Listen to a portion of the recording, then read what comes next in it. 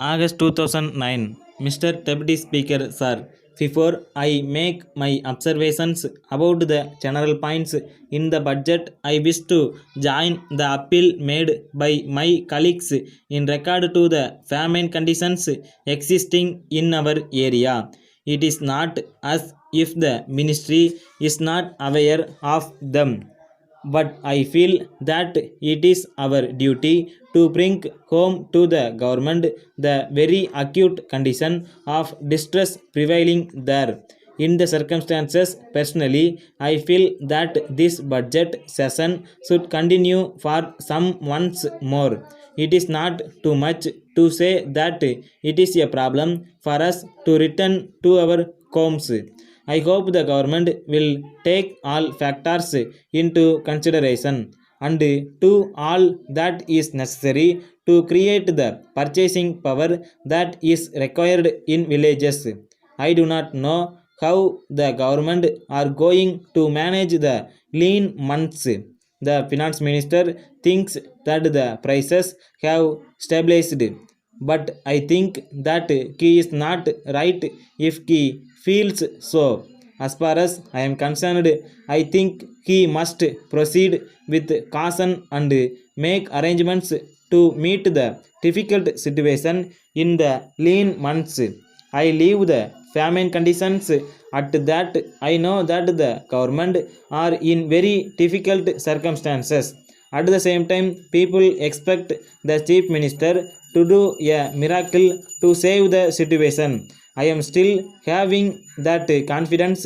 I do not think there is any disillusionment as some honorable members are thinking there is. People have full confidence in the chief minister. I am sure he will rise to the occasion and do the needful at the right time. Now, I should like to make a few general observations regarding the proposals in the budget. I shall now take sales tax. Last year, I was referring to the introduction of the single point tax system. There is no place for the honest trader in the multi-point sales tax.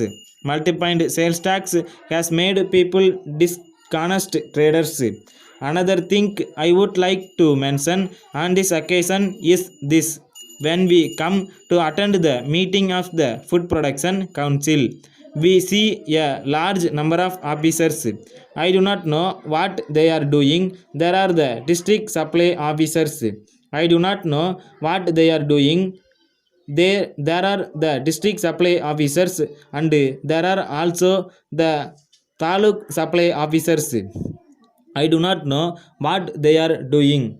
There is no necessity for the former set of officers as they have nothing to distribute to the villagers and the taluk supply officer is there.